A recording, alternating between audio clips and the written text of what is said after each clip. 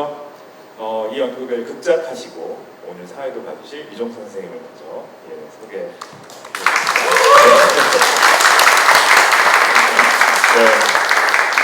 그리고 이 디아스포라의 원작자이시고 또 멀리 일본에서 올해 3년 만에 건너오신 서경 선생님 모시겠습니다.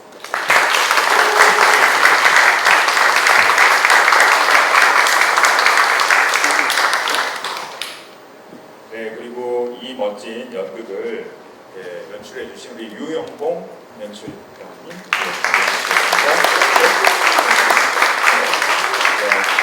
그리고 마지막으로 정말 가까이서 뵙고 싶었습니다. 저희 디아스포라 영화제 예전에 한번 오셨었어요. 그렇죠? 다시 이렇게 10회를 맞이해서 찾아주셨는데요. 김향수리 배우님 모시겠습니다. 저는 이제 마이크를 넘기고 퇴장하도록 하겠습니다. 네, 감사합니다. 편하게 하시면 된다. 저희는 자유롭게 편하게. 네, 반갑습니다. 영화제 그리고 연극 와주신 여러분들 진심으로 감사드리고요. 지난 2년간 다른 곳에서 원래가 이곳이 아트 플랫폼 이 공간이 영화제의 공간이었는데 팬데믹으로 인해서 어쩔 수 없이 지난 2년간은 다른 곳에서 진행하다가 올해 3년 만에 다시 이곳에 와서 개인적으로 어제 너무 감동을 받았습니다. 저는 간단하게 먼저 소개를 드리자면 저는 이 연극의 드라마터그 역할을 맡은 이중찬이라고 합니다. 반갑습니다. 그리고 제가 소개를 하는 게 나을까요? 아니면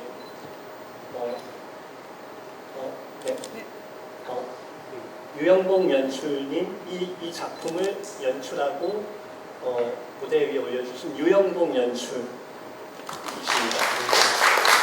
그리고 저 끝에 인상적인 오늘의 연기 김향수리 배우이고요. 제일조선인 3세이십니다. 박수 한번 쳐주시죠. 그리고 오늘의 주인공 원작자이신 설명이 더 필요 없을 것 같은데요. 서경식 선생님이십니다. 일단 저는 오늘 선생님 옆에서 연극을 같이 봤는데요. 사실 선생님 원작자이신 선생님이 연극을 보신 것은 오늘이 처음이에요. 저희 연극이 작년 8월부터 트라이아웃 공연부터 올해 3월까지 공공연에 이르기까지 총 3번의 어떤 공연을 무대에 올리게 됐지만 사실 원작자이신 선생님과 마주한 게 오늘 처음이어서 근데 더군다나 제 옆자리에 원작자분을 앉혀주셨거든요. 누가 그렇게 전혀 연극을 즐기지 못했고 계속 조마조마하는 심정으로 연극을 보았습니다. 네. 저희가 오늘 간단히 진행에 대해서 먼저 안내를 드리면 30분 정도 저희가 먼저 패널 좌담을 나누고 그 다음에 이후에 관객분들 오늘 중요하신 관객분들도 많이 와주신 것 같은데요. 2부는 관객들과의 질의응답으로 진행하도록 하겠습니다. 근데 마이크가 여분이 없어서 이따가 손을 드시면 그냥 좀 소리를 크게 말씀을 해주시면 감사하겠습니다. 그럼 오늘의 토크를 진행하도록 하겠습니다. 저희가 사실 사전 질문지를 조금 공유를 드렸는데요. 아까 잠깐 이혁상 프로그래머님께서 말씀해 주신 것처럼 2020년 코로나19 팬데믹 사태 이후에 정말 오랜만에 선생님께서 오셨거든요. 영화제 자문위원이기도 하셨지만 무려 3년 만에 저도 뵙게 되는 거여서 너무 반가웠고요. 그 사이에 또 재직 중이시던 대학에서 정년퇴임을 작년에 하셨습니다. 그리고 또 선생님께서 지금 가장 오늘 중요한 얘기를 해주실 거라고 생각하는데 지난 2월에는 여러분들 다 아시다시피 러시아가 우크라이나를 침공, 전쟁에 발발해서 세계를 충격에 빠뜨리기도 했죠. 그리고 그 전쟁은 지금까지도 이어지고 있습니다. 아무래도 제일조선인 2세시기 때문에 선생님의 정체성이 그러하기 때문에 전쟁과 시민의 역사 관련이 있기 때문에 감회가 남다르실 것 같은데요. 어쨌든 이런 2020년 이후에 이런 크고 작은 안과 밖의 변화 속에서 어떻게 일단 지내셨는지 선생님의 몸과 마음의 근황에 대해서 이야기를 들어보는 것으로 오늘의 토크를 시작해 볼까 합니다. 예.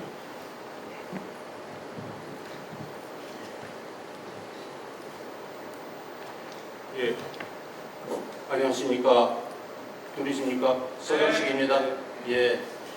너무 반갑고 감회무량이라 할까? 그런 느낌을 했습니다, 지금. 지금 소개하셨듯이 제가 그 인천시 인천구의 용화제하고 한 7년째 관계가 있고 많이 배웠고 그 덕분에 여러분을 만나게 됐고 했는데 지난 한 2년 이상 동안 못 만나게 지냈습니다. 만나서 이제야 다시 다시 만나게 됐고 이것이 우선 가장 저에게는 깊은 일이고요. 그리고 지금 이 영국에 대해서도 우리 이종찬 선생님의 구성 제가 그러니까 어떻게 말씀드려야 할지 아주 입장이 잡잡하죠.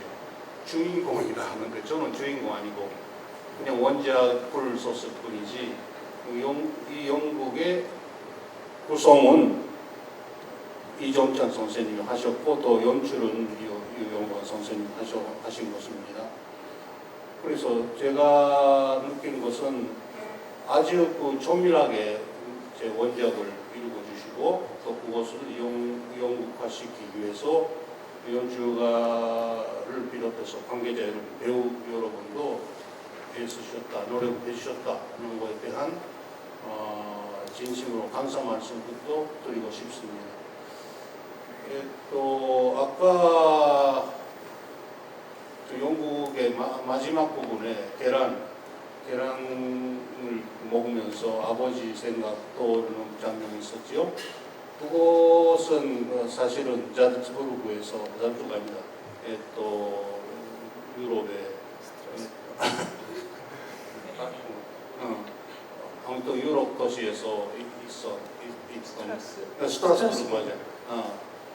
근데 여기가 인천이다 하는 말이 나왔지. 바로 여기가 인천이다. 그렇게 깨닫습니다.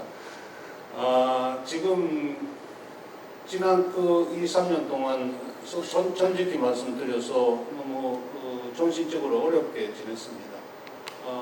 개인적으로는 나이 들고 조금 몸이 움직이지 좀 고란하게 어렵게 되고 또 아까 대사에 있었는데 어디서 어떻게 죽을까 하는 생각 그대로 안고 있으면서 나이가 이렇게 70 넘었다는 것도 마음이 짝짝하죠. 그런 마음이 있었고 또 게다가 학교를 했으니까 시간이 여유롭게 됐다는 것보다 뭐라 할까요? 평소 만나는 동료나 학생이 없고 또 이런 지금 나중에 말씀드릴 좀 안 좋은 상황 속에서 혼자서 코로나도 있기 때문에 여러 가지로 생각하면은 사고가 내공화한다. 자신이 내부로 내려가는 그런 경향도 있었고 해서 조금 솔직히 말씀드려서 어려운 시기였습니다. 사적인 일만 아니라 세계사적으로 또 정치적으로 봐더라도 지금 혼적으로 우리가 아주 어려운 시련 시기에 분석하고 있다. 이 한국의 정치 전세도 그렇고 또 그게 보면 세계적으로도 그래요. 우리가 제2차 대전 이후에 있었던 그래도 병화를 아슬아슬이 지켜온 그런 구도가 지금 무너지고 있는 그런 장면을 직접 목격하고 있는 목격하면서 보면서도 저 자신에게 뭐 너무 무력하고 할 수 있는 일이 거의 없다는 것에 대한 그런 그 고달감이라 할까? 그런 것이 느끼면서 지냈어요. 근데 그 여기 오래간만에 와서 그리운 곳들 다시 만나게 되고 이번 같은 그런 행사에 출석하게 됐으니 조금 저도 회복하게 할까 하는 그런 걸 느끼고 있고요. 아무래도 사람이라는 것은 서로가 직접 만나서 하는 것이 중요하다. 온라인으로는 느끼고 못할 것 그렇게 느꼈습니다. 조금 세계적인 얘기인데 우크라이나에서 지금 벌어지고 있는 상황, 전쟁은 돌이켜보면 우리에게는 별로 낯선 처음에 본 그 장면이 아닙니다. 제가 태어났을 때 벌써 여기서 조선 전쟁이 벌어지고 있었고요. 저는 일본에 있으면서 그것이 그러니까 직접적 피해는 안 받았다 하더라도 조부가 일본에서 여기에 귀국해서 많이 고난을 겪으셨고 또 삼촌 같은 경우는 많이 고생하다가 다시 일본으로 밀항으로 오셨고 아주 어렵게 일본에서 살다가 거기서 자살하고 말았어요. 그러니까 그것이 직접적인 전쟁 피해자라 할 수가 없는데 그래도 그게 얘기하면은 우리 역사, 우리나라에서 벌어진 전쟁의 피해자, 희생자이지요. 그런 걸 저도 좀 어려웠었는데 그것이 있었고 지금 우크라이나에서 벌어지고 있는 사태가 바로 그것이 재현하고 있는 것 같이 그 사건이 그 사태가 멀리 우크라이나에서 지금 진행 중이다 하는 그런 느낌이 들어요. 근데 그 이후도 제가 살아온 이런 70년 동안에 베트남 전쟁이 있었고 또 중동에서 이라크 전쟁도 있었고 세계 곳곳에서 비슷한 경험을 겪어온 것이 우리들입니다.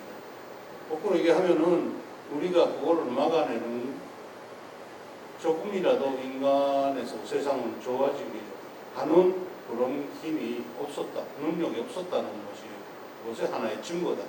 이렇게 우크라이나 사태를 보면서 어느 쪽이 좋은지 러시아가 올바른지 하는 그런 이 얘기를 떠나서 저는 그런 느낌이 들고 있습니다. 근데 우크라이나에서 지금 수백만 명 비난민들이 나와 있다 해서 그 우크라이나 비난민들의 한 가족씩 제가 겪은 그런 경험을 겪고 있을 거다. 상상하고요. 또 역사적으로 보면은 거기 주민들이, 거기 사람들이 역사적으로 한 지난 1세기 이상 그런 경험을 겪고 왔어요. 독소, 독일하고 소련의 전쟁 때였으니까 계속. 그런 얘기를 내일 조금 영화를 보여드리면서 내일인가요? 그런 말씀 드릴 예정입니다. 아무튼 그런 제가 요즘 생각하고 있는 것은 계속 나는 우울한 비관주의자, 어떤 사람은 정직한 비관주의자라고 하셨는데 그 비관주의입니다. 계속해서 비관주의자 이대로 아마 인생을 마칠 것 같습니다만은 그래도 비관주의도 필요해요. 근거가 없이 아무 뭐라고 할까요? 근거도 없이 낙관주의를 낙관적으로 살자 하는 그런 것이야말로 제가 좋아하지 않는 일이기도 하고 예술가, 문들가 지식인이 하는 짓이 아니다. 아무리 어려워도 진실을 직시하고 그것을 표현해내는 것이 우리의 업무다. 우리 해야 하는 일이다. 이렇게 생각하고 있고요. 이거는 이런 연극 형식으로 그렇게 소개해 주신 것은 너무나 고마운 일입니다. 특히나 이 원작이 출간된 지가 한 15년 이상 될까요? 15년도 원작 디아스포라 기획이 디아스포라 기행은 2000년 저도 지금 약간 헷갈리는데 2000년 전 2000년 이후 그렇죠. 근데 저는 그때는 별로 많은 독자를 얻는 것을 얻기는 기대하지 않고 톡백으로 우리 글을 썼어. 나는 항상 그런 식인데, 근데 이외로 이 나라에서 공감을 얻게 되고 오랜 그 세월이 흘렸는데 지금이야 다시 이런 식으로 영국화도 되고 한 것은 개인적으로도 당연히 고마운 일이긴 하지만, 여기서 제가 제 개인에 대해서 이 얘기 배운 것이 지니고 있던 어떤 보편성이라 할까요?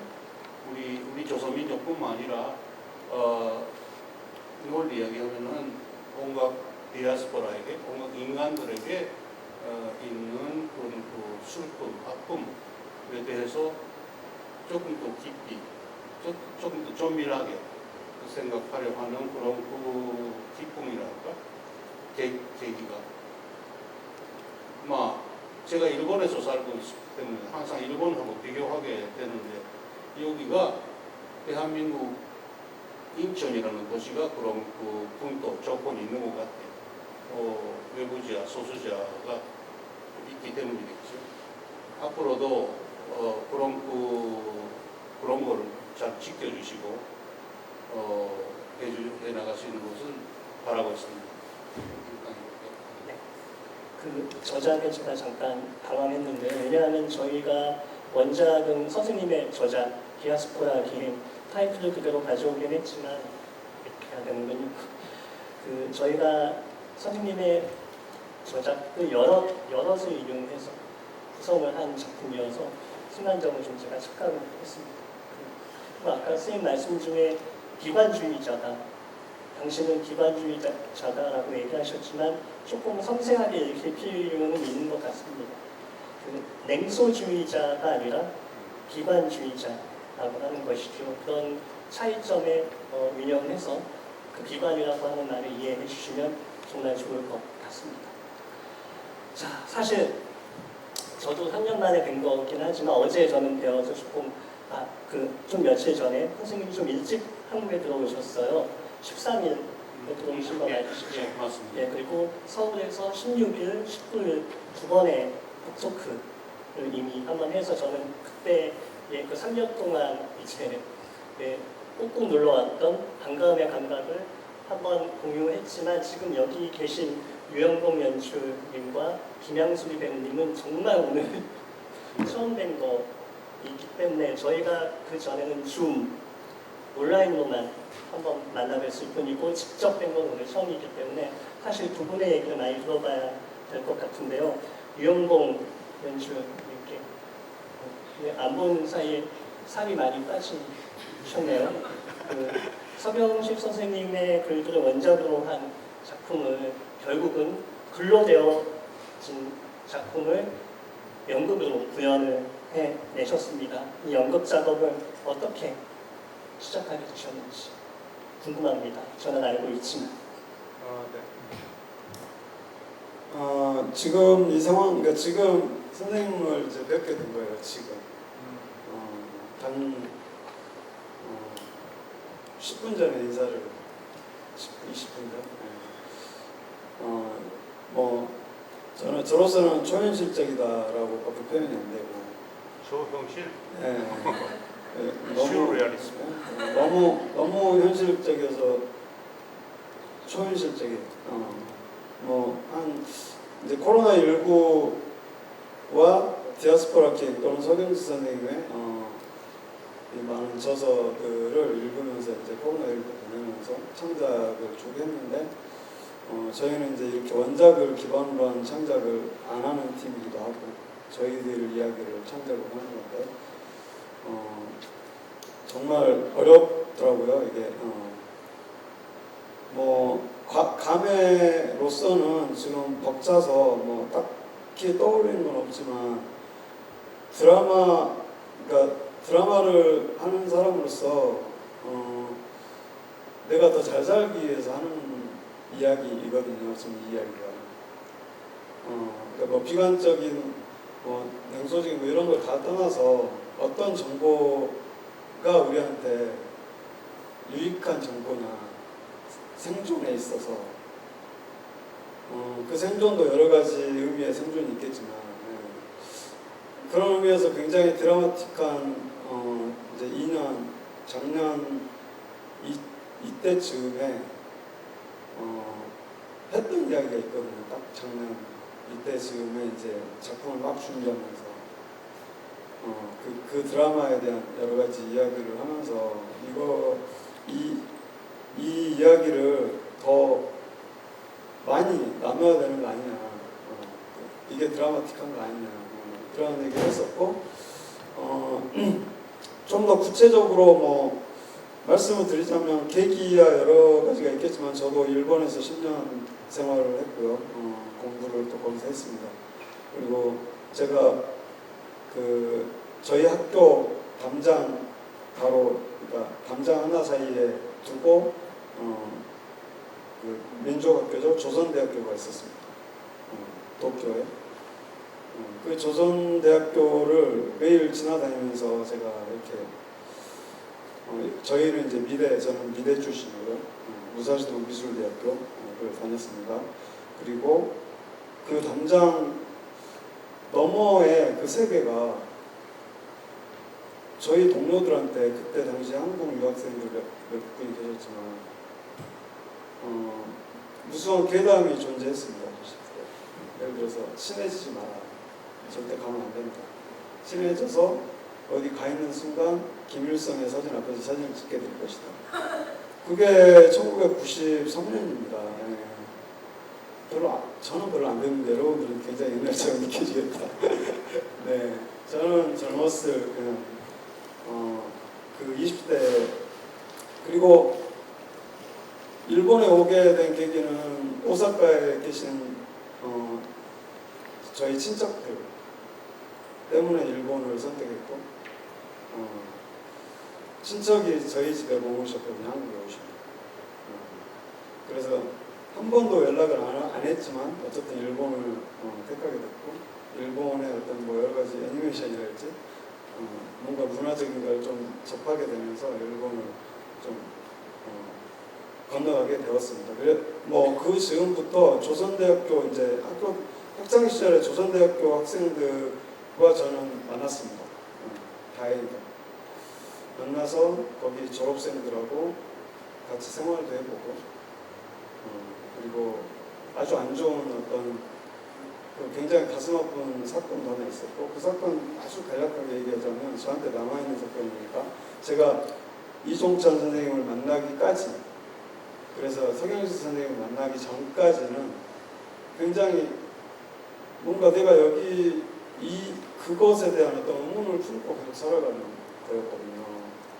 그리고 뭐 사실은 당연한 국가 교포라고 부르는 거 국가 그다음에 뭐 군대에 가는 거 모든 게 당연하게만 느껴지지 않았었어요. 저도 좀 다른 분들은 어떻게 생각할지 모르겠지만 근데 그런 그 약간 생활 안에 조선대학교 이제 학생들 친구들이죠. 일본에 있을 때 친구들과의 사건은 딱 그거예요. 제가 이제 아르바이트를 했던 한인 식당 이제 이 친구들을 좀 못 오게 했으면 좋겠다. 불편하다. 이제 이 소식이 나한테는 왔는데 나는 전달 안 했죠. 그러면서 제가 없는 사이에 이제 그 한인 식당을 오가게 되면서 어떻게 이제 뭐 그러니까 그 식당에 좀 안 왔으면 좋겠다라는 말을 직접 전달을 받고 화가 난 조선대학교 그러니까 출신 그러니까 제일 조선인 친구가 좀 폭력적인 욱하게 되는 그게 있었고 저는 그걸 마주하게 딱 들어서자마자 그걸 마주하고 열심히 이제 수습을 되게 묘한 일본 이제 경찰과죠. 하나의 딱 그 일이 그리고 사실은 저하고 굉장히 친했고 2년 아니 한 달 동안 동거를 같이 하고 있었어요. 마치 그 친구가 졸업 후에 좀 갈 데가 없어서 저희 집에 잠깐 머물고 있을 때거든요. 그리고 이제 그 친구는 사라지고 후쿠시마로 죄송합니다. 후쿠오카의 고향으로 그냥 물건을 그대로 두고 내려가서 저는 이제 그 친구를 찾으러 가고 그러면서 아직까지 그 친구를 못 만났어요. 뭐 소식은 들었습니다. 그러면서 그 친구를 만나러 가야 되겠다 이런 생각을 좀 하게 됐어요.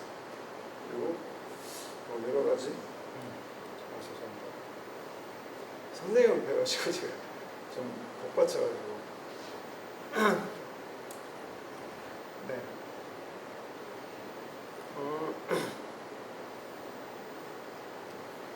네, 그래서 오늘 좀 뭐 제가 뭐 이런 감정을 뭐 실지는 못하죠. 그리고 선생님의 이야기를 읽으면 되는데 책도 제가 왜 연극을 굳이 해서 왜곡시킬 수도 있는 이거를 해야 되나 이런 생각을 계속 했고 그 대신 저한테는 든든한 동료가 있었기 때문에 할 수 있었던 것 같아요. 말이 길었는데 이상한 데까지 제가 와버려가지고 선생님 돼가지고 제가 죄송합니다. 원래 훨씬 더 유머러스한 분이 그런 많이 긴장하시고 저도 진짜 많이 긴장했고 제가 좀 다시 확인인데 그 한 식당에서 벌어진 일은 누가 누구한테 이걸 없었으면 됐어요? 한인식당에서 이제 그 제일 조선의 주인이 한인식당이라고 하면 그 분은 이제 일본에 건너간 지 10년 되신 분이고 그 제일 조선인 친구를 그러니까 신고를 한 거죠. 그건 뭐냐면 책상을 얻고 난동을 좀 부르는 사건이 있었습니다.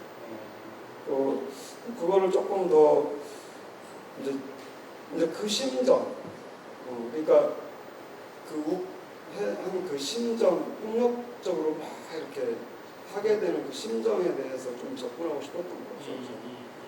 오히려 그 평범한 한국 사람들의 일반적인, 보편적이라고 할 수 없는 일반적인 그 생각은 저한테는 그렇게 흥미롭지 않고 당연히 물론 그것도 저의 감각 안에 있기 때문에 그 감각을 이제 보통 우리는 갖고 살았기 때문에 어쨌든 그래서 그 심정에 접근해보고 싶은 마음을 썼는데 이제 선생님의 책을 읽으면서 이게 정말 어떻게 이렇게 하나하나 뭐 저의 그 전에 노력이 없었던 것도 있겠지만 단어 하나하나들이 이제 저의 이제 공부를 하게 된 뭐 계기였던 것 같습니다. 네. 말씀 감사합니다. 1993년도에 일본 네. 무사시노에서 유학을 하셨고 저는 어떤 생각을 하고 있었냐면 그 당시에 저는 서명실 쌤은 뭘 하고 계셨을까라는 생각을 해봤더니만 제가 갖고 있는 정보로는 1991년도에 선생님의 첫 책 나의 서양미술 순례가 1991년도에 일본에서 출간이 되었고 1년 지나서 한국에서도 출간돼서 선생님의 대표작으로 지금까지 꾸준히 스테디셀러로 꾸준히 익히고 있는데 그런 시간차들을 생각하면서 저는 보고 있었고 상당히 가까운 곳에 계셨다는 느낌을 받았습니다. 바로 그 생각을 했었어요. 그때가 도쿄経済대학교에 근무하기 시작해서 3년째이고 제가 그리고 거기 학교에서 디아스포라 미술 전시회를 제가 했고요. 조선대 친구 미술과 친구가 저의 근무처에서 전시를 했어요. 네. 그때 정확하게 97년이거든요, 제가. 97년. 아까 그 사건이 있었던 것은 99년. 그렇군. 근데 어쨌든 97년에 어쨌든 그 도쿄 케이자이 대학 바로 옆에 kokkugun지 거기에 제가 살았어요. 학교하고는 저희 학교하고는 좀 몇 코스가 있는데 마침 그 학교 옆에 제가 살기 때문에 뭔가 무사시노 미술대학교하고 조선대학교는 바로 그 옆에 있는데 그 이후에 무사비 교수 어떤 분이 좀 주도하시고 거기에 그 다리를 만들고 양쪽 학생들이 교육하게 하셨어요. 네, 근데 물론 일부 교수이긴 하지만 네, 그런 움직임도 있었어요. 정말 놀라운 예, 감사합니다. 네. 어쩌면 정작 두 분 당사자도 모르셨을 수도 있지만 모르는 사이에 마주치거나 스쳤을 수도 있지 않았을까 그런 상상을 좀 해봤고요. 자, 많이 기다리셨죠? 김양수리 배우님. 사실 오늘은 아마 그 연극 이제 카다로그로 보시면 아시겠지만 토크가 이제 공연이 두 번이 오늘 것까지 포함해서 두 번이 있는데 토크가 두 번가 있는데 사실 배우분들이 나오는 토크는 내일 공연 끝나고 이제 세팅이 되어 있었는데 서경식 선생님께서 김양소리 배우만큼은 좀 같이 자리하면 좋을 것 같다라고 하는 말씀을 주셔서 아마 카다로그에 빠져 있을 겁니다. 저희의 히든 카드 김양소리 배우에 대해 제가 질문을 드리고 싶은데요.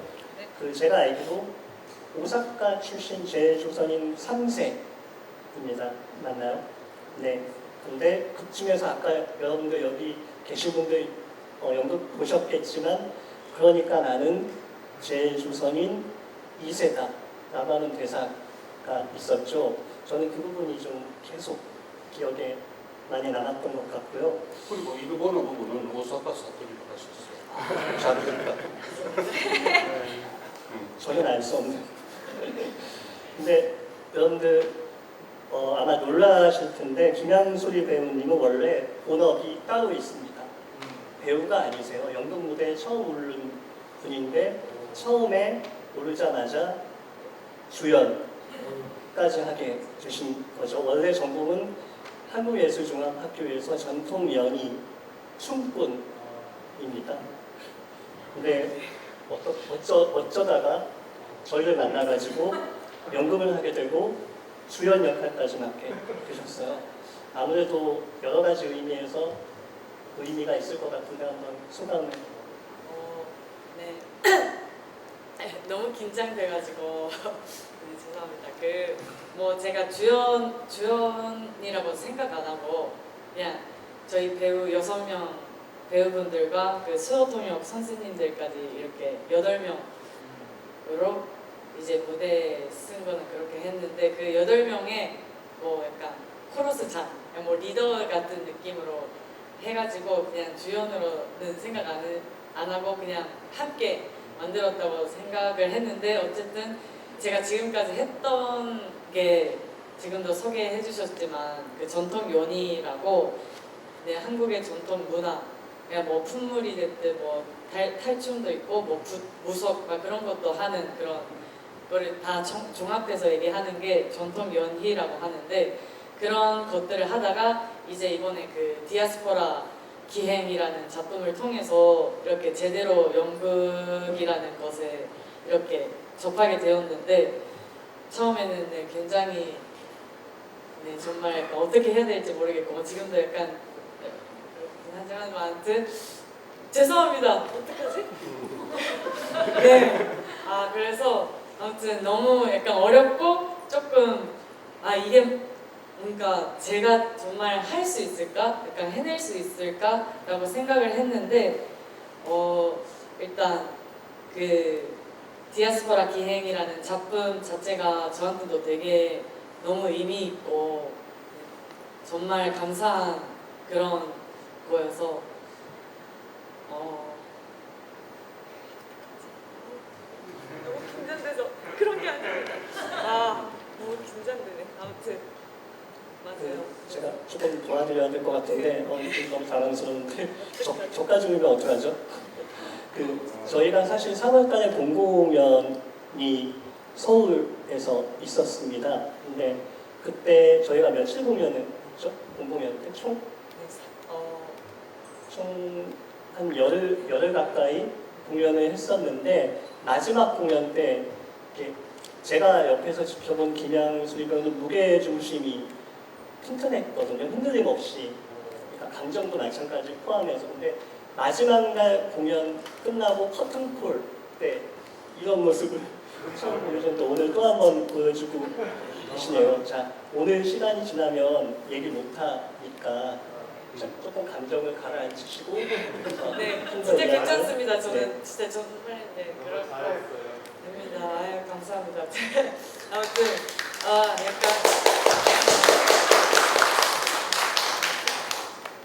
네, 너무 약간 이런 자리가 긴장해가지고 이러는데 뭐 그런 게 아니니까 걱정하지 마시고 아무튼 그래서 저한테 너무 감사한 작품이고 그리고 오늘 처음으로 이렇게 선생님도 그 말씀으로만 들었던 선생님을 직접 만나 뵈니까 정말 안 만났었으면 하는 그런 아니요 정말 너무 감사합니다. 정말 이것도 인연이고 이렇게 오늘 처음 만나 뵌 것을 계기로 앞으로도 이렇게 계속해서 꾸준히 이렇게 함께 교류하면서 같이 무언가를 만들어 나갈 수 있으면 참 좋을 것 같습니다. 제가 짧게 질문 드리겠습니다. 이 같은 제일조선이라 하더라도 여러 가지 다양하게 살고 있으니까요. 이분은 저보다 훨씬 아래 세대고요. 그리고 연세대에서는 아예 굵지 않지만은 저 세대가 겪은 그런 그 내면 세계하고 공통점도 있고 다른 점도 있을 거예요. 그러니까 이거 연구하시면서 여기서 벌어지고 있는 저 한 제일조선인의 내면 세계에 대해서 어떻게 공감을 느끼셨는지 아니면 이화감을 느끼셨는지 양쪽 모두 있습니다. 저희 아무래도 이번에 이걸 하면서 저희 아버지 그 세대 아버지나 할머니 생각이 많이 났는데 저희 아버지가 56년생이세요. 좀 나이가 있으셔서 선생님보다 약간 5살 정도 어리신데 그래서 딱 저희 할머니랑 할아버지도 제주도에서 이렇게 건너오셨었는데 그래서 아버지한테 옛날에 뭐 그런 약간 뭐 제일 동포들의 그런 역사나 그런 것도 약간 얘기를 들었었지만 계속 이렇게 안 하니까 좀 까먹는 부분도 있었거든요. 약간 잊어버리고 그냥 살았던 그런 부분도 있었는데 이번에 하면서 또 그런 생각이 약간 떠올라고 뭔가 제 자신에 있어서 뭔가 다시 생각하게 되는 그런 계기가 됐었어가지고 굉장히 뭔가 저가 경험해보지 못한 그런 일들이지만 그래도 이거를 하면서 뭐 지금 우크라이나 상황도 있고 이게 나한테도 오는 그런 일이구나 남 얘기가 아니구나 라는 것을 많이 느껴서 그래서 약간 계속 꾸준히 이런 것들을 뭔가 꾸준히 자기 안에 가지고 있어야겠다라는 생각을 다시 한번 한 것 같습니다. 고맙습니다. 네. 지금 제가 이 질문지를 별로 의미가 없다고 생각을 하고 그냥 편하게 진행하는 게 낫다는 판단을 하고 있는데요. 그 위원공 연출님에게 한 번 더 여쭤보고 싶습니다. 그 작품이 크게 3단계가 있었습니다. 작년 8월 트라이아웃 공연이어서 일반 대중에게는 비공개 형태로 소수의 그 초대 형식의 공연을 첫 번째 버전이 있고요.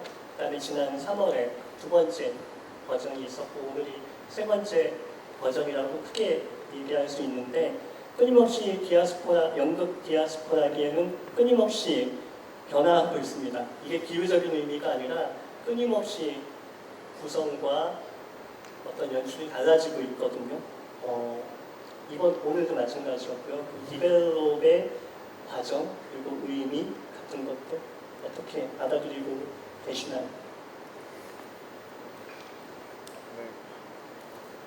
관객 여러분들에게는 좀 죄송한 말씀이지만 디벨롭이 아니라 아마 그냥 단순한 변화인 것 같아요. 제가 지금까지 잘 봤을 때. 그러니까 이거 장면을 해놓고 부끄럽죠. 그러니까 그 부끄러움에서 좀 이거는 어떻게 해야 되는지 잘 모르겠지만 이건 아닌 것 같다가 계속 있습니다.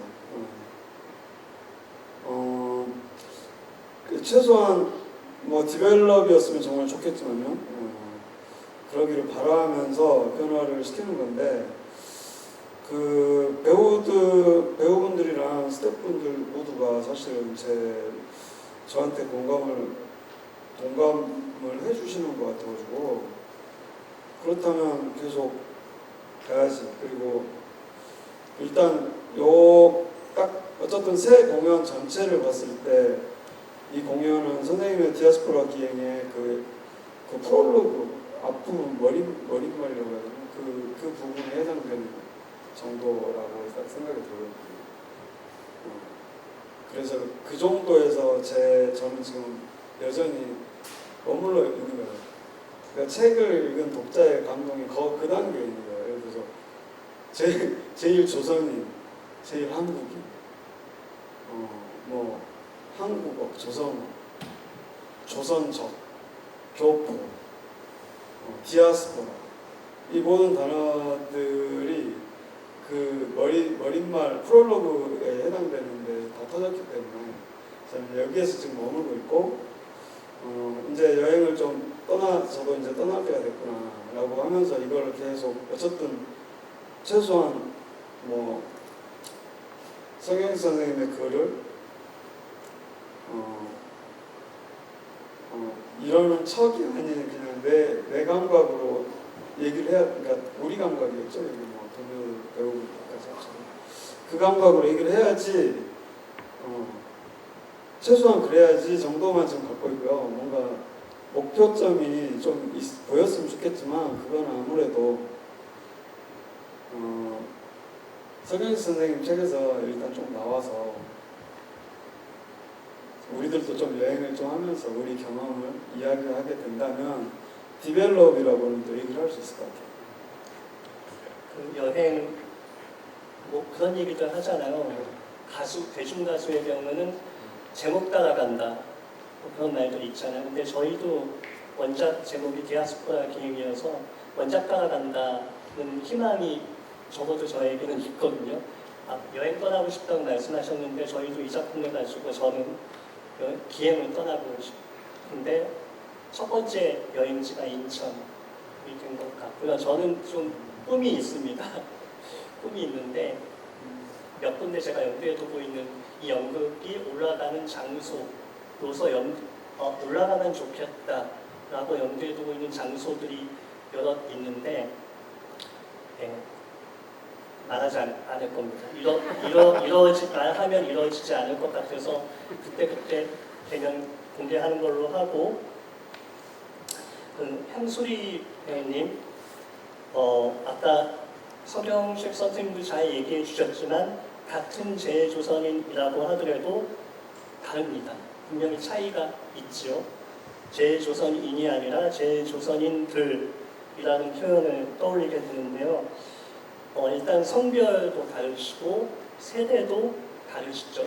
그리고 또 하나 제가 주목하고 있는 것은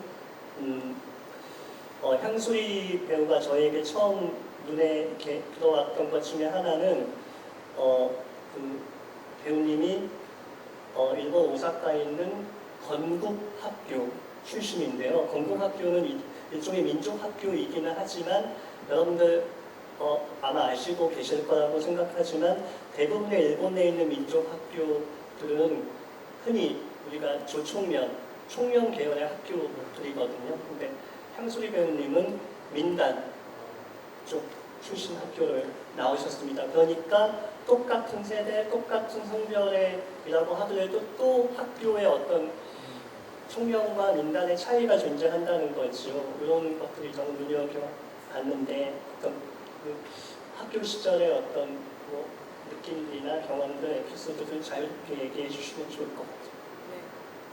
저는 뭐 지금도 말씀해 주셨지만 그 오사카에 있는 건국학교라고 유치원부터 고등학교까지 이렇게 일반 학교를 다녔는데 네, 민단계 한국계 민족학교고 이렇게 뭐 그래서 이제 일본에 딱 4군데가 있어요. 오사카에 2개, 건국학교랑 금강학교라고 이렇게 있고 그리고 도쿄에 도쿄 국제학교라고 하나 있고 그리고 교토에도 하나 있는데 이렇게 4군데 그 민단계 한국학교라고 해야 되나?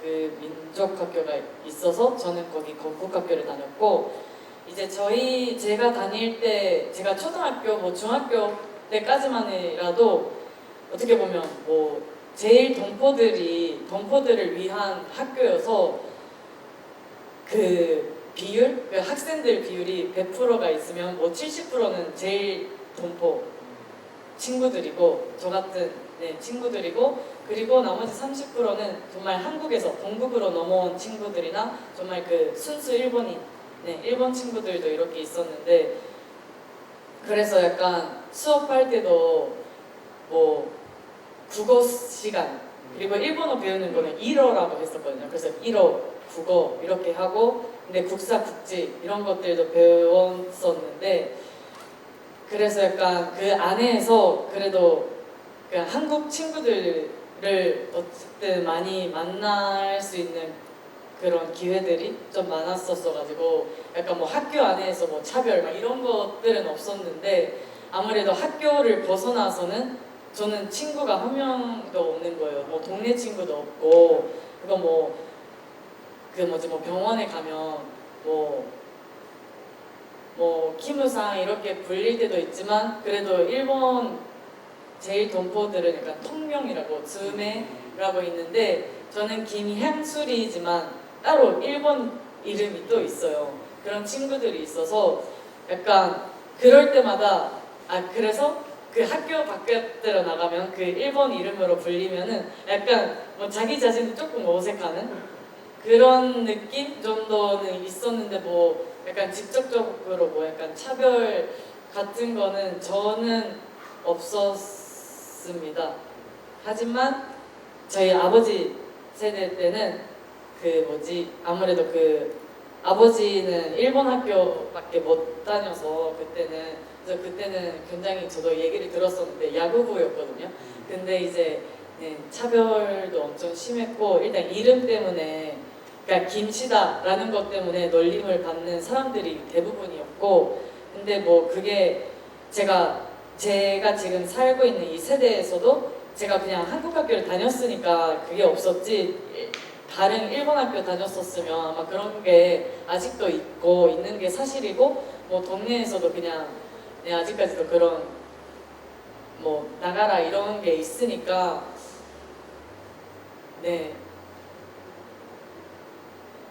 있으니 그런 것들을 알고 계시면 좋을 것 같고 그쵸 그 질문이 그런 차이가 있냐 그거였죠. 근데 그래서 그쵸 죄송합니다. 그래서 일단 제가 그래서 조금 아쉬운 게 뭐냐면 이게 차이를 말씀드리고 싶은데 이게 제가 다닐 때 한국 학교를 다닐 때 초등학교 때는 그 조선학교 친구들이랑 교류회가 있었어요. 한번 축제. 조선학교 친구들을 저희 학교에 초대해서 같이 씨름도 하고 이렇게 같이 놀고 이런 축제를 있었는데 그때밖에 이렇게 교류할 기회가 없었어가지고 약간 근데 그때도 교류했을 때 되게 그냥 저희는 뭐 정말 그냥 사람으로서 조선 이 남북 막 이런 게 있지만 이렇게 돼버렸지만 어쨌든 간에 그 전에는 여기 영국에서도 말하지만 같이 하나였잖아요 조선이랑. 그래서 그냥 저희도 그냥 함께 그냥 그런 거 없이 놀고 이런 거를 했었기 때문에 약간 그런 뭐라고 해야 되지? 너무 약간 뭐 이상하다 뭐 이런 서로 그런 눈이 없었고 그냥 어떻게 말해야 되지? 정말 순수하게 이렇게 사람으로서 지내고 이렇게 했었어서 그때 기억이밖에 없어서 말씀을 제대로 못 드리지만 그런 약간 뭐 한국이다 뭐 조선이다 이런 학교에 대한 차이점은 많이 못 느꼈던 것 같습니다.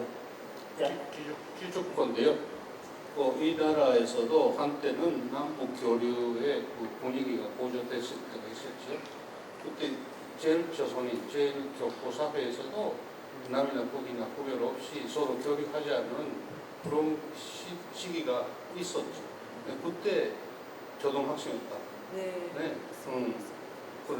근데 그 이후는 조금 아쉽게 돼 있지. 그런 거. 황수리 배우님이 좀 약간 워밍업이 되어가는 게 눈에 보여서 반갑고요. 제가 이 질문을 드린 이유가 어떤 영화 속 한 장면이 떠올라서였어요. 일종의 제조선인 관련 다큐멘터리 영화였는데요. 한 횟수는 좀 되긴 했지만 혹시 아시는 분도 있을 것 같은데 60만 번의 트라이라고 하는 그 다큐멘터리 영화가 있는데요.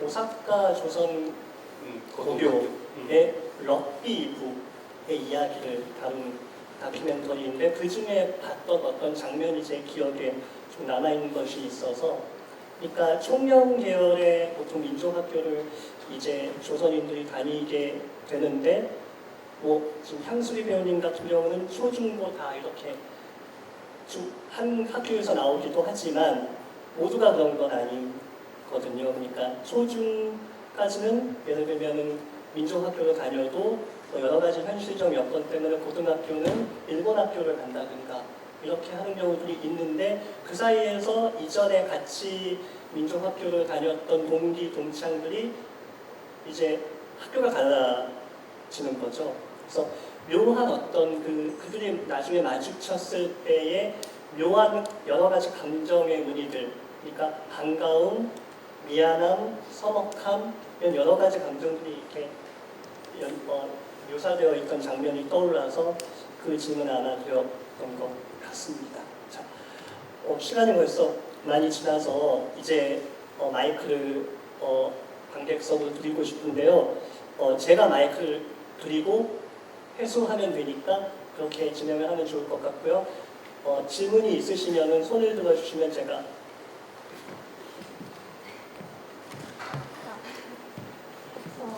일단 오늘 연극 너무 잘 봤습니다.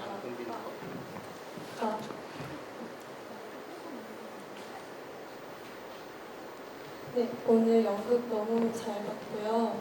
이제 오늘 반갑게도 젊은 제1교포 동포분이 계셔서 저도 사실 제1교포 4세인데 다양한 얘기를 들을 수 있어서 너무 좋았는데 이제 제가 그것 때문인지 또 질문도 얘기를 들으면서 머릿속에 많이 있었어요. 저도 일본에서 태어나서 사실 조선학교도 다니지 않았고 일본 사람들만 다니는 학교에 다녔었는데 그래서 이제 저는 이번에 김영술 배우님과 이제 서경식 교수님께 질문 하나씩 드리고 싶은데요.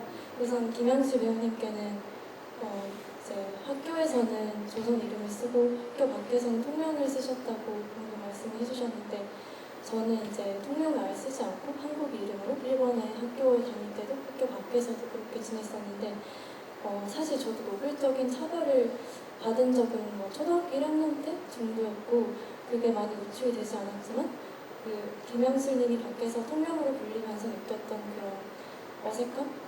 같은 상황은 아니지만 저도 일본에서 한국 이름으로 이렇게 혼자서 있으면서 많은 이질감을 느꼈었는데 사실 하나 궁금했던 거는 만약에 노골적인 차별을 많이 겪지 않았다면 그만큼 그런 차별에 대한 위협감이나 그런 거 많이 없었을 것 같은데 그럼에도 학교 밖에서 통명을 쓰는 선택을 하신 이유? 왜 원래 조선 이름을 학교 밖에서 쓰지 않으셨는지가 많이 궁금했고 그리고 연극 중에서 이제 가장 자신이 편안한 곳이 고향이다 이런 말이 있었는데 배우님께는 가장 편안한 곳이 고향이 어딘지 그게 궁금했습니다.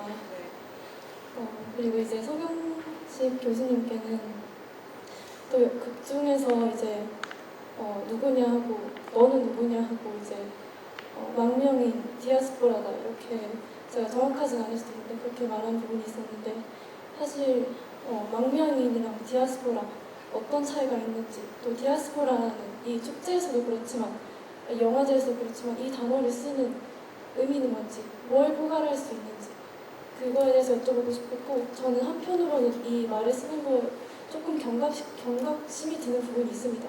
왜냐하면 원래 이 말이 이제 유대인들이나 그리스인들을 얘기할 때 쓰여졌던 건데 그런 의미에서 좀 서구 중심적인 유럽 중심적인 뉘앙스가 풍겨 있는 것 같고 또 저는 이 단어를 들을 때 사실 저희가 일본에서 겪었던 상황들이 기억이 나는데 항상 거기서 이제 논쟁이 되는 것이 제일 한국인이라고 해야 되나 제일 조선인이라고 해야 되나 그리고 제일 조선인이라는 말 자체가 차별이 되기 때문에 그 말을 잘 안 쓰려고 해요. 그냥 자이니치 이렇게 할 때도 있지만 그래서 그 문제를 좀 덜 티내기 위해서 자이니치 코리안이라는 말도 씁니다. 근데 저는 이 디아스포라는 말이 그 코리안이라고 쓰게 되는 것처럼 뭔가 근본적인 문제를 잘 드러내지 못하게 하는 위험성도 있지 않나 그런 의문도 듭니다. 그래서 그 부분에 대해서 여쭤보고 싶습니다.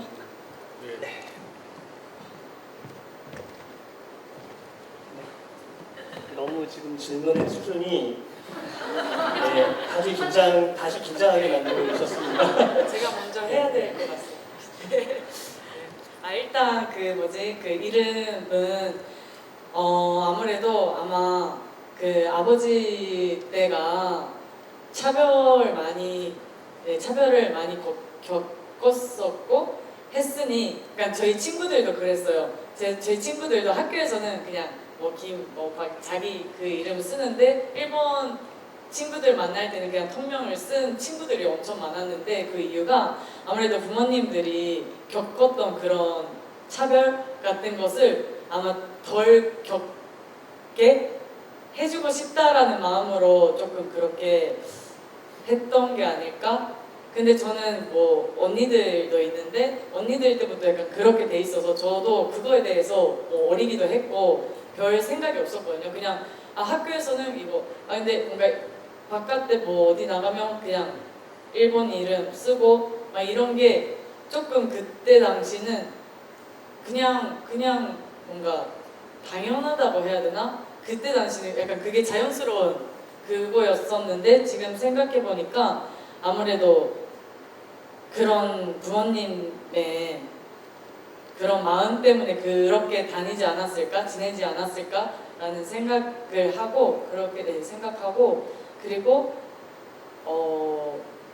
죄송합니다. 먼저 하나가 질문을 가장 편안하게 네, 편안하게 느끼는 장소 애톰이죠, 바로.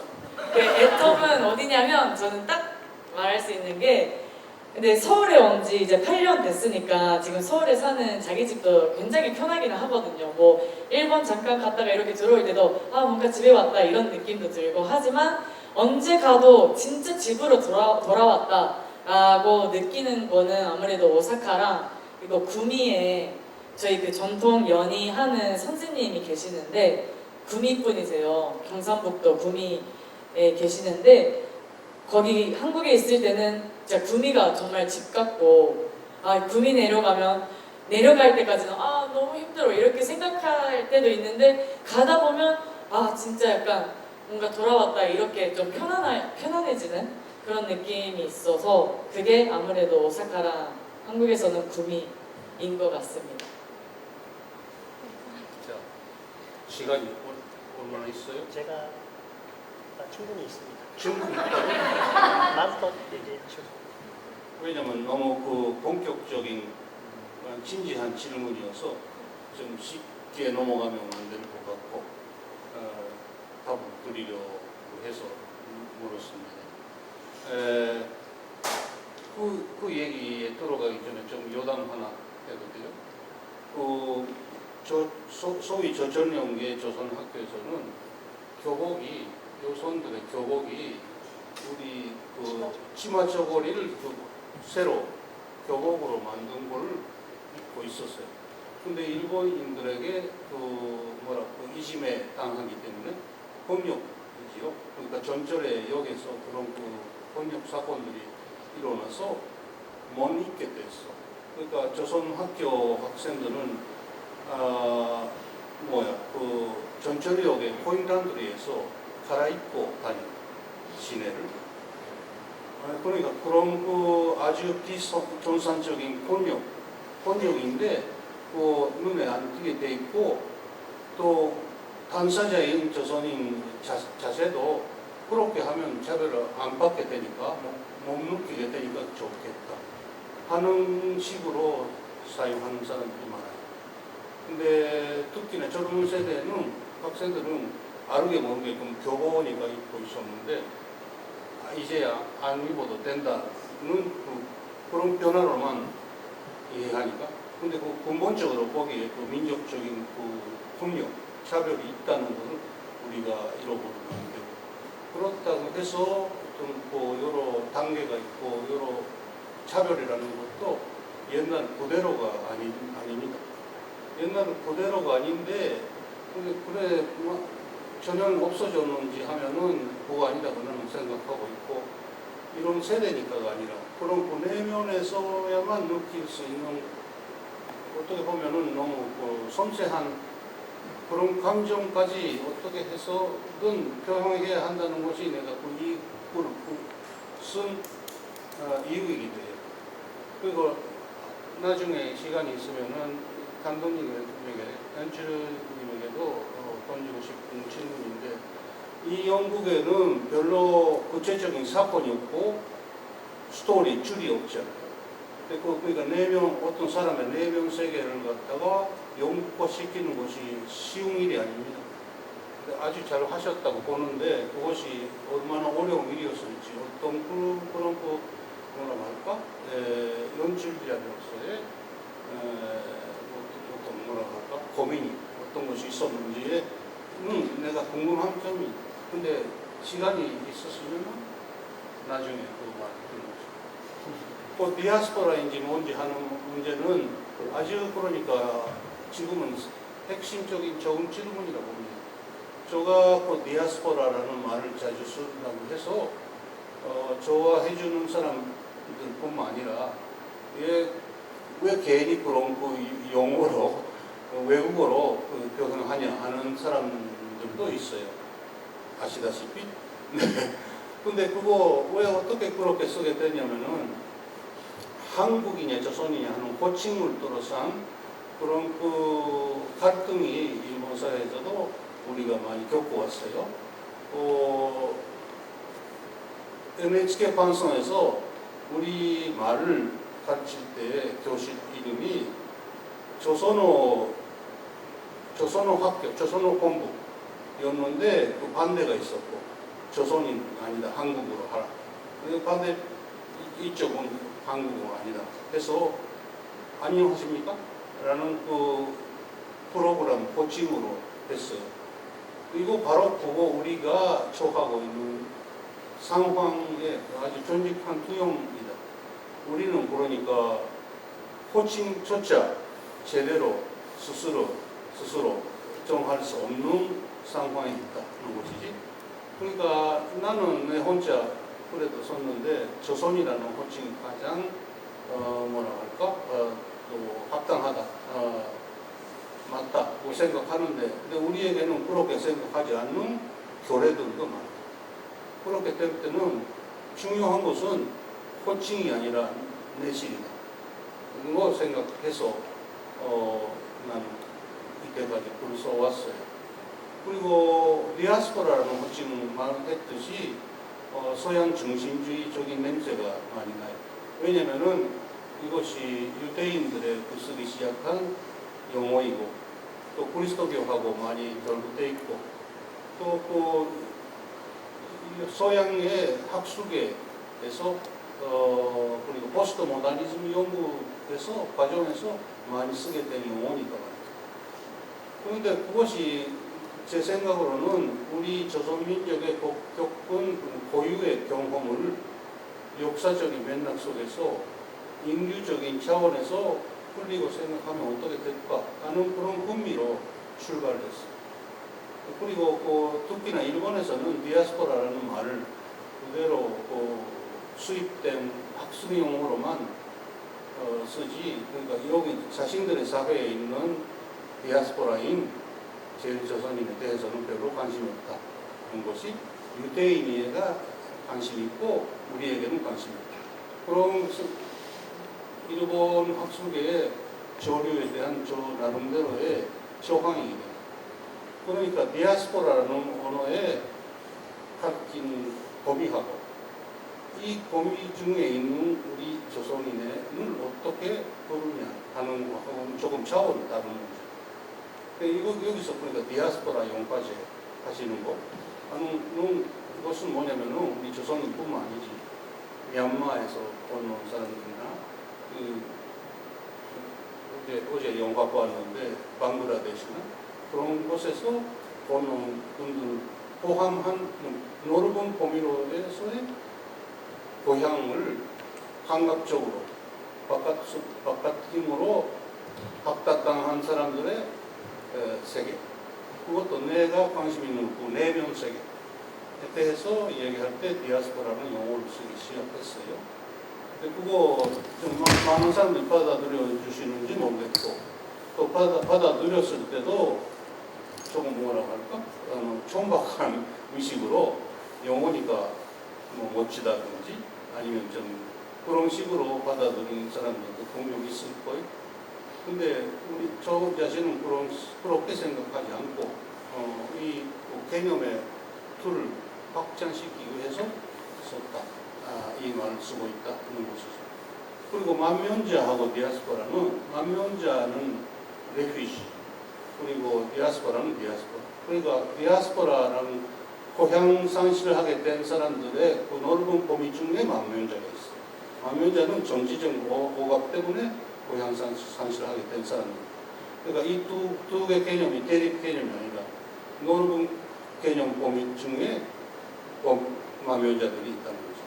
그러니까 너는 만면자냐 하는 의문에 만족하면 나는 만면자가 아니야. 자기 의지로 만명해온 사람이 아니야. 근데 만명해온 사람하고 내가 공감할 수 있는 것은 양측 모두가 디아스포라. 그렇게 이야기하고 있는데 이해 해주셨나요? 나중에 이따가 또 정전히 얘기합시다. 지금 질문을 주신 거 얘기해도 그렇죠. 서경식 선생님의 형님 이야기가 연극에도 나오지요. 그 서승 선생님의 따님이니까 서경식 선생님의 조카셨습니다. 죄송합니다. 우리 식구끼리 이야기 해버렸습니다. 근데 제가 조금 보충하면은 얘는 미안하다.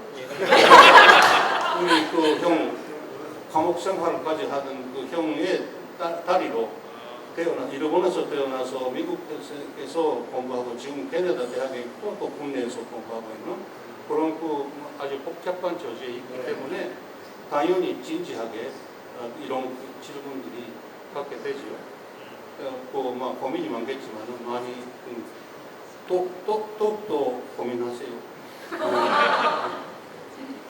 그 조선이라고 하는 말, 그러니까 제조선이라는 말이 어색하게 들리는 게 사실입니다. 그 과거에 존재했던 민족의 국가기도 하고 민족의 총칭이기도 하고, 네, 제가 한 방에 납득이 된, 그러니까 디아스포라, 조선, 여러 가지 이제 호명이 있을 수 있는데 제가 완전히 간명하게 납득을 하게 된 선생님의 설명이 하나 있었던 것 같아요. 여기 그 나의 조선미술 순례라고 하면 여기 그 책의 번역자이신 최재혁 선생님도 와 계시는데 최재혁 선생님 번역자. 네. 아마 제가 알기로도 그 책의 제목을 정할 때도 여러 가지 이야기가 있었던 걸로 알고 있거든요. 근데 그럼에도 불구하고 서경식 선생님이 고집 아닌 고집을 부려서 조선미술이라고 하는 표현을 쓰신 걸로 제가 기억을 하고 있는데 이유는 하나였던 것 같습니다. 그게 조선민족의 억압과 피해의 역사가 배어있는 말이기 때문에 나는 이 말을 써야 한다고 생각한다. 그 말이 저에게는 가장 이렇게 딱 한 번에 납득이 되었던 설명이었던 것 같고요. 저도 저 비슷한 질문을 저도 받은 적이 있어요. 그 제일조선인 시민단체 분과 있었던 개인적인 에피소드를 소개해드리고 싶은데요.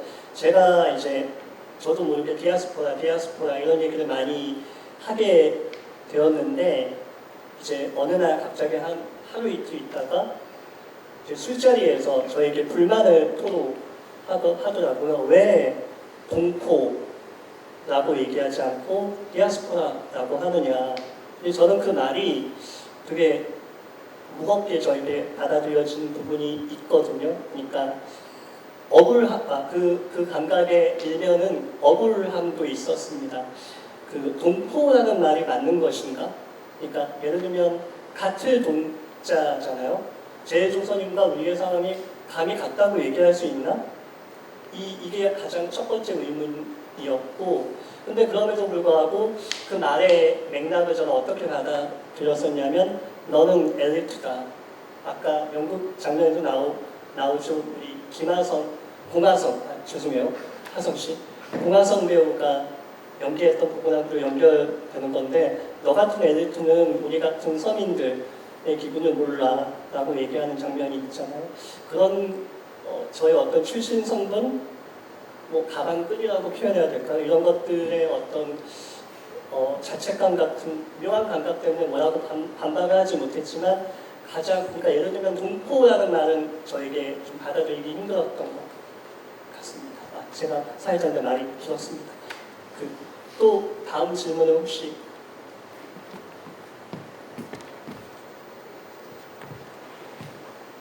네, 방금 디아스포라에 대해서 말씀하셨는데 한국 사회에서는 담나라는 말을 많이 씁니다.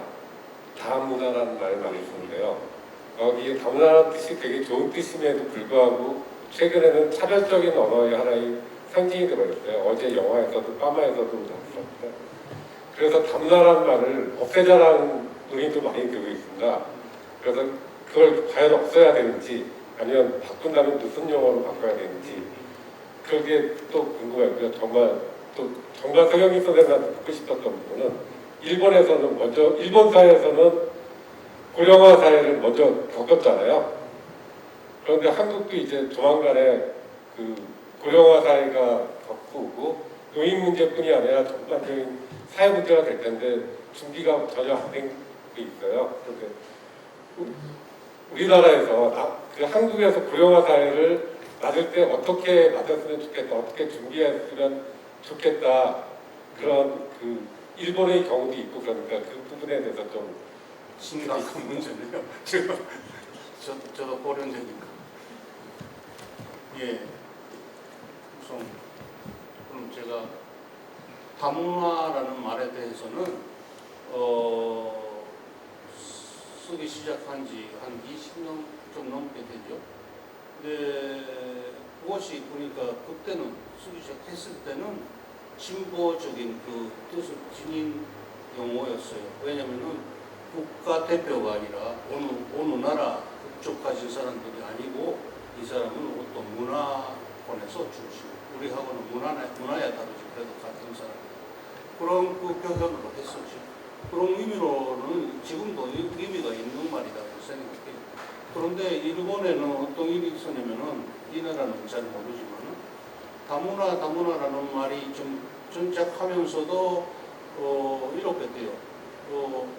학교에서 운동회, 체육대회 같은 게 있으면은 그때는 그 학교 선생님, 교육위원회 이런 사람들이 망국기를 장식해. 그러니까 여러 나라의 국기 가지고 물어요. 당신의 나라 어떤 국기냐?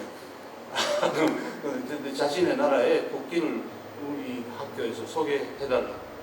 근데 국기뿐만 아니라 그런 요리, 노래 그런 거 어떤 문화권의 중심자인 그런 증거를 내게 해요.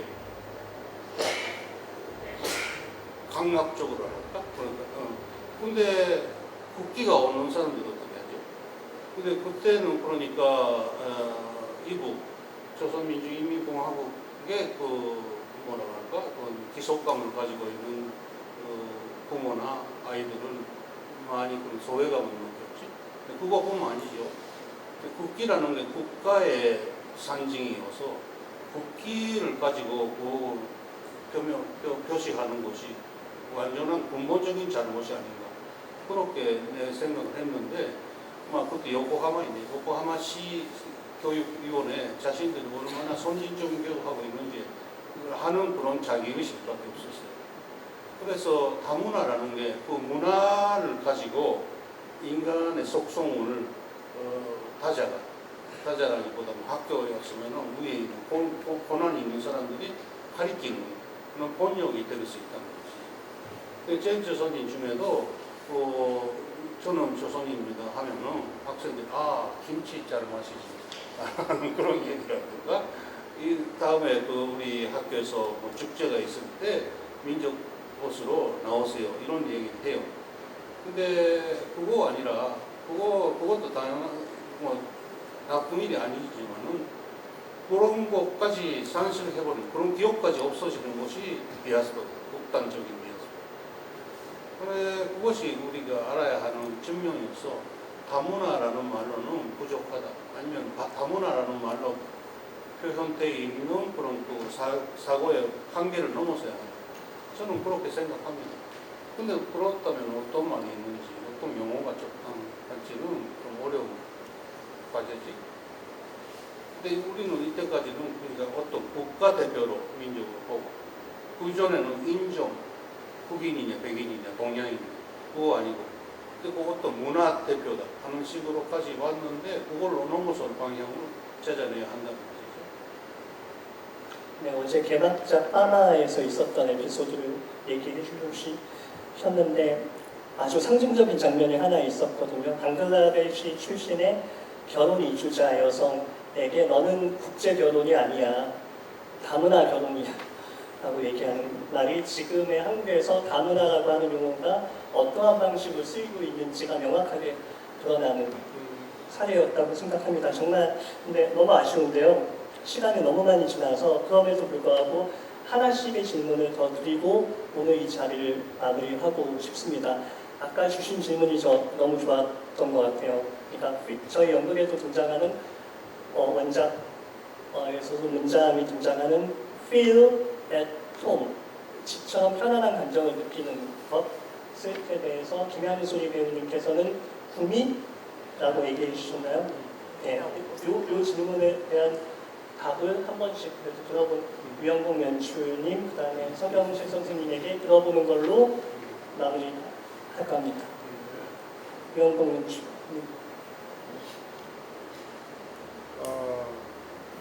저는 저는 전라남도 곡성군 이제 곡성이라는 영화 때문에 좀 알게 된 산골 출신이고요. 그러다가 광주에서 이제 유학을 시작했습니다. 중학교 1학년 때. 그때 광주 완전히 체류탄으로 도시가 365일 뿌였던 그 시기에 이제 거기 시내를 계속 왔다 갔다 하면서 등교를 했기 때문에 광주 곡성 그런 아무래도 그렇죠. 저는 집이라고 느끼는 것 같고 근데 이 말은 저는 지금은 서울이 집이고 어느덧 20년을 서울에서 살아버렸기 때문에 그리고 연극 동료들이 같이 있잖아요. 그렇기 때문에 이 연극 동료들이 저한테는 가장 그냥 제가 기댈 수 있는, 그러니까 내가 아프면 기댈 사람이 뭐이 사람들은 기대지 않겠지만 당장 전화할 사람들이 이 사람들인 거죠. 그렇습니다. 그 정도로. 여기 이 나라에 와서 선한 좋은 그 친구들 만났으면은 야, 이 나라야 우리 내 홈이야 이렇게 느껴는 순간도 있어요. 순간도. 그런데 이분들이 전체가 이 나라의 대표자가 아니죠. 아주 싫은, 아주 좋아하지 할 수 없는 사람도 그렇게 많지. 그러니까 어떤 장소나 사람으로 이렇게 구별을 해서 얘기하기가 어렵습니다. 그 순간순간의 저 자신의 마음, 그리고 사람하고의 관계. 저는 이종찬 선생님 옆에 있으면 I feel at home. 그런 것이지요. 내 생각으로는. 근데 조금만 좀 얘기하면요. 이 배우님이 춤을 하셨다 하니까 그 유희 소설가 이한지 이 얘기 알고 계세요? 이한지라는 유희라는 소설을 쓰고 죽고만 제일 조선인 소설가가 있어요. 다바상까지 받은. 근데 이 사람도 제일 조선인으로 태어나서 근데 후지산 아래에 있는 그 아름다운 마을에서 태어나서 했는데 일본에서 여러 가지 자료를 겪었기 때문에 한국 군에 왔어요. 왔는데 여기서도 좀 이질감 느꼈고 뭐 당연히 언어 문제도 있고 했죠. 언어 훈련소에서 만나는 군내 친구나 선생님하고의 그 소외감 그런 것도 있었기 때문에 그 소설을 부르기 시작하고 자기 핵심 네 명까지 전부 다 한국 사람이 되어야 한다고 해서 춤을 배우기 시작했어요. 그런 거 있었어? 그거는 뭐지 저희 그 일본에서 그 전통예술부라고 그 동아리 했었는데 거기 선생님께서 그런 경우라고 해야 되나? 그러니까 그 선생님도 일본에서는 되게 차별을 많이 받았고 했어가지고 왜 그게 더 싫었대요. 한국이라는 게 너무 싫고 왜 이렇게 차별받아야 돼 이렇게 했는데 근데 그 춤을 저희 우리나라의 그 전통을 보고 와 내 원래 그 나라에 이런 아름다운 춤이나 그런 문화가 있었구나.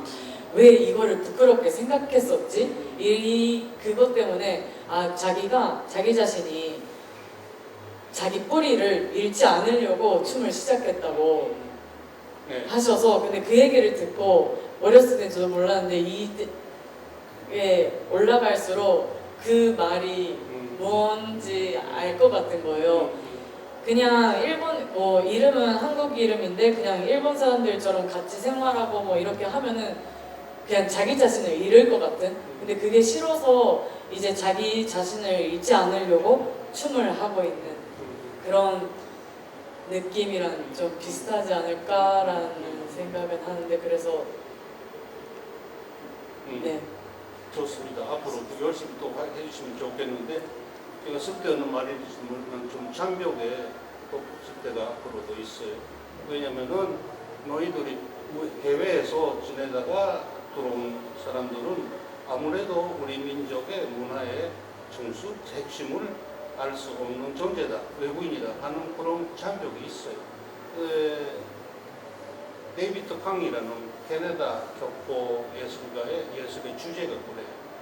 그러니까 디아스포라적인 것은 뭐냐면은 그런 그 민족적인 전통의 아름다움, 올바름을 한편에 알면서 거기서도 좀 주방당한 사람의 슬픔, 그것도 양측 모두 알고 있는 것이 디아스포라다. 저는 그렇게 생각합니다.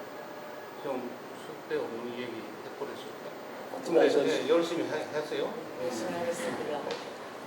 어떡하죠? 이야기가 끝나지 않는데 정말 끝내야 돼서요. 마무리를 하려고 합니다. 아까 마지막 올라가는 엔딩 크레딧 혹시 보셨나요?